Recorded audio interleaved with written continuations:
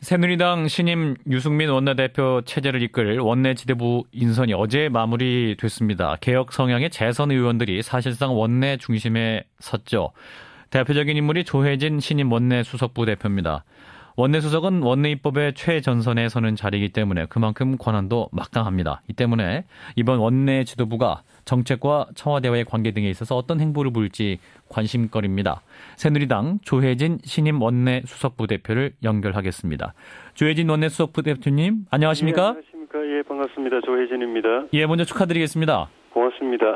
예, 이른바 왕수석이라 불리는 원내 수석부 대표직을 맡게 되셨는데 어깨 많이 무거우시겠네요?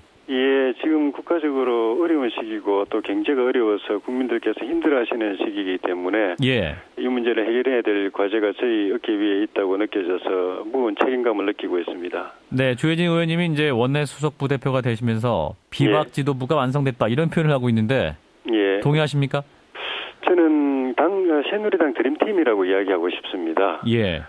전부터 저는 개파라는 것이 인간적으로 서로 친한 사람들끼리 모이는 건 자연스럽지만은 정치적 이해관계로서 개파는 저는 옳지 않다고 생각을 해왔던 입장이고 이번에 우리 의원님들의 선택도 이 시기에 국가적인 난제들을 해결하는데 가장 필요한 지도부가 누구인가 그렇게 선택을 했다고 보고요. 예. 그 뒤에 당직 인선, 부대표단이나 정책위의장단 인선에 있어가지고도 우리 유승민 원내대표나 원유철 정책의장이 오로지 그 관점에서만 꼭 필요한 유능한 또 헌신적인 인력들을 흔히 말하는 개파에 관계없이 또 지역적으로 여러 가지 배려를 해서 그렇게 모은 것으로 생각하고 있습니다. 예, 드림팀이다. 이렇게 말씀하셨는데 하실 일이 굉장히 많네요. 이제 증세 없는 복지는 거짓말로 촉발된 증세 복지론 주요 현안되고 있는데 자, 의원님은 증세 복지론에 대해서 어떤 입장이세요? 세금은 적게 내고 복지 혜택을 많이 받으면 좋죠. 그렇지만 그건 집안 살림도 그런 걸 그렇게 잘 안 되는 것 아니겠습니까? 예.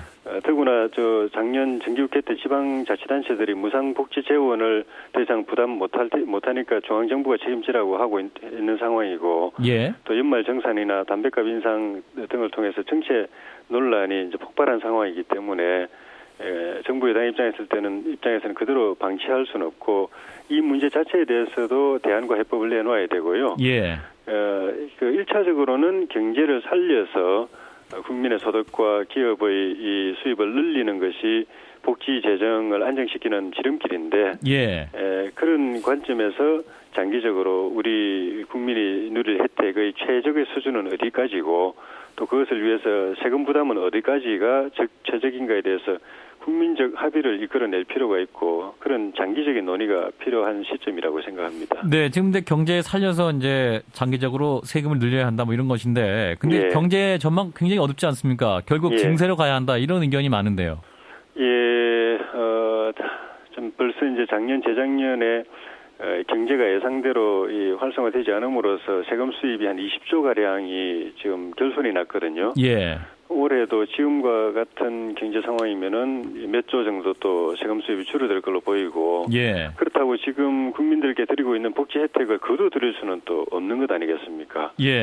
그렇기 때문에 이 구멍난 이 복지 재정을 어떻게 메꿀 건가에 대해서 답을 만들어내야 되고 그건 여당만의 문제가 아니고 야당과 국민도 같이 고민하셔야 될 부분이고요.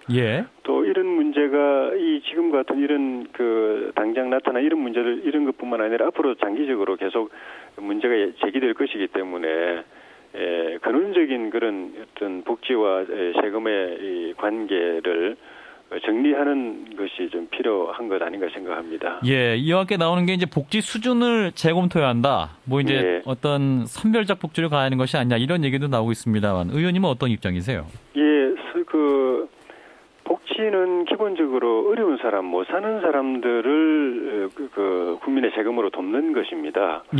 잘 사는 분들, 부유하신 분들, 남의 도움이 필요 없는 분들한테 서민들에게서 그런 세금까지 주어가면서 그걸 도울 필요는 없는 게 그건 기본 상식이죠. 그래서 저희는 야당의 흔히 말하는 무상복지, 보편적 복지 주장 들고 나올 때 그거 아니다. 선별적 복지, 선택적 복지, 맞춤형 복지로 가야 된다고 일찍부터 그렇게 주장을 해왔었는데, 예. 이번에 이제 이런 논의를 통해서 복지가 그냥 하늘에서 떨어진 돈으로 되는 게 아니고 국민 주머니에서 나온 세금으로 이루어지는 것이기 때문에 꼭 도움이 필요한 계층과 세대와 지역, 개인 이분들에게 맞춤형으로 도움을 드리는 그런 방안을 또 그래서 그에 필요한 만큼 국민의 세금을 부담하는 방안을 정리를 해야 될 것 같습니다. 예, 야당에서는 이제 세수 확보를 위해서 이른바 법인세를 정상화해야 한다, 뭐 이런 입장이에요. 예, 법인세도 저희 그 당 지도부는 그건 뭐 성역은 아니다라고 그렇게 말씀을 한 바가 있는데요. 예. 우리 당이나 청와대나 또 여당이나 야당이나 모두 경제를 살리고 그렇게 하면서 또 복지는 충실하게 국민들에게 배려하는 것이 다 똑같은 목적이라고 생각합니다. 예. 다만 이제 법인세를 더 걷어가지고 정부 손으로 성장에 투자하고 복지에 재정 투입 확대하는 것이 장기적으로 볼 때 더 효과적인 방법인가? 아니면은 그 세금을 덜 걷는 대신에 그 세금을 가지고 기업들이 투자를 해서 선순환의 성장과 복지 구조를 만들어내는 것이 더 효과적인가 하는 그런 정밀한 검증의 문제라고 생각합니다. 정치적 논란으로 이걸 해결할 일이 아니고요. 예, 알겠습니다. 그래서 과학적인 검증에 여야가 다 집중해서 합리적인 결론을 내려야 된다고 생각합니다. 네, 최경환 경제부총리가 이런 얘기했습니다. 증세는 마지막 선택이고 세출 구조 조정을 먼저 해야 한다. 이렇게 입장을 밝힌 바 있고, 이제 최 부총리 말은 이제 어떤 증세는 국민에 대한 배신이다. 하여튼 대통령의 발언과도 일맥상통한다고 볼 수도 있을 텐데, 그러면 현 상황에서 증세 복지론으로 갈 것이냐, 아니면 대통령 입장처럼 세출 구조를 먼저 손볼 것이냐, 어떤 게 필요할까요? 순서로 보면은 세출 구조 조정이 먼저죠. 예. 근데 그게 말처럼 쉽지 않은 것이 문제입니다. 좀 전에도 제가 말씀드렸지만은 현재 국민들에게 지출하고 있는 복지 지출 항목도 이미 재정 부담이 지금 재정이 감당할 수 있는 수준을 넘어서서 지금 그 문제가 되고 있는데 그렇다고 이걸 또 축소하는 거는 그걸 혜택을 누리는 일반 국민들의 큰 반발과 저항이 있을 것이기 때문에 문제입니다.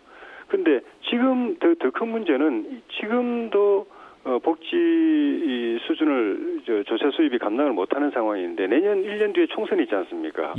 총선에서 이런 상황으로 가면 그때 가면 또 눈앞의 표 때문에 여야가 경쟁적으로 새로운 복지 정책 공약을 또 쏟아놓을 가능성이 많아요. 지금 있는 복지 정책도 국민이 허리가 휘일 정도인데 새로운 복지 공약을 내놓으면 정말 저는 국가적으로 끔찍한 상황으로 갈 수가 있다고 생각해서 그런 무책임한 표를 의식한 선심성 공약을 막기 위해서라도 그런 게 터져나오는 걸 미리 예방하기 위해서라도 이 시점에서 국민들에게 우리가 처한 정확한 복지와 조세 부담의 현실을 알려드리고 국민들의 동의하에서 가장 적정한 수준의 복지와 적정한 수준의 세금 부담에 대한 합의를 끌어낼 필요가 있다고 생각합니다. 여야가 이제 증세와 복지 문제 본격 논의를 하기 시작했고 또 오늘 양당 원내대표의 주류 회동도 있지 않습니까? 이 와중에 이제 대통령의 어떤 입장 표명, 정치권 논의를 제약할 수 있지 않을까요? 그건 뭐 저희가 의제를 정해놓고 하는 게 아니기 때문에 야당에서 어떤 그 말씀이 있을지는 미리 단정할 수는 없는데 야당에서 문제 제기를 하면 논의가 있겠죠. 그러면 대통령 입장 표명은 여야 논의에 영향을 주지 않을 것이다. 이렇게 보십니까? 기본적으로는 대통령 말씀하신 걸 뜯어보면은 여야 또 여야 정치권과 국민들이 생각하고 있는 것과 큰 방향에서는 좀 틀리지 않다고 생각합니다. 장기적으로는 경제가 살아나야 되고 경제가 잘 돌아가가지고 기업의 수입이 늘어나고 국민의 소득이 늘어나야 세금도 더 거치고 그래서 복지도 더 많이 혜택을 드릴 수 있다고 하는 그 방향은 전 맞다고 생각하고 장기적으로는 그런 방향으로 돼야 되고 그걸 위해서라도 대통령 말씀하신 것처럼 경제 활성화에 필수적인 법안들하고 규제개혁 법안들 빨리 처리되도록 해야 돼요. 알겠습니다. 새누리당 신임 원내수석부 대표인 조혜진 의원 만나고 있습니다. 어제 원세훈 전 국정원장 법정 구속됐습니다. 2012년 대선 개입과 정치 개입 혐의가 인정된 것인데 자, 의원님은 법원의 판결 어떻게 보셨어요? 1심 판결하고 2심 판결이 달라서 지금 그 원장 측에서 대법원에 상고를 하겠다고 하니까 상고심 결과를 봐야 될 텐데 대부분에서도 좀 고심이 많을 것 같아요.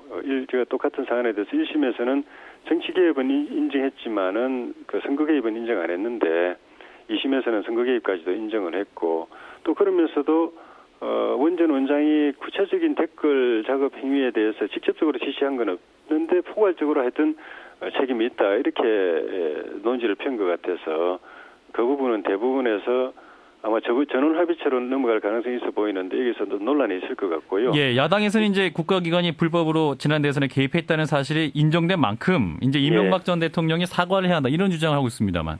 1심, 2심이 다르죠. 다르니까 최종심을 봐야 되고 대부분에서 나오는 결과를 보고서 입장이 각자 뭐 관계된 분들의 입장이 있으면 있을 것 같고 이번 기회에 하여튼 그 국정원의 업무에 대해서 여러 가지 논란이 많았기 때문에 대부분에서 한번 쭉 정리를 해주고 가이드라인을 정해주는 그런 판결이 있었으면 하고 기대합니다. 네, 일단 대법원 판결을 기다려야겠다 그런 말씀이시네요. 예, 알겠습니다. 말씀 여기까지 듣죠. 고맙습니다. 고맙습니다. 네, 조혜진 새누리당 신임 원내수석부 대표였습니다.